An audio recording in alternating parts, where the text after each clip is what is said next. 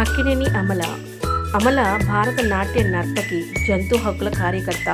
అమల కలకత్తాలో పుట్టారు. ఆమె తండ్రి భారతీయ నావికాదళ అధికారి, తల్లి ఐరిష్ మహిళ.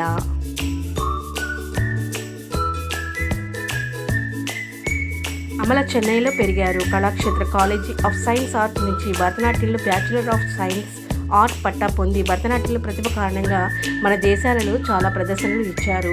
తమిళం, తెలుగు, హిందీ, మలయాళం, కన్నడ భాష చిత్రాలు నటించారు. తన నటనకు ఫిలింఫేర్ అవార్డును 2 సార్లు అందుకున్నారు. సినిమాలకే అమల పరిమితం కాలేదు. జంతువుల హక్కుల కోసం పనిచేసే బ్లూ క్రాస్ సొసైటీ హైదరాబాద్ శాఖ వ్యవస్థాపక సభ్యుల్లో అమలు కూడా ఒకరు. ఆమె నటీ నర్తకి మాత్రమే కాదు, మూగ జీవుల హక్కుల కోసం పనిచేస్తున్న జంతు ప్రేమికురాలు.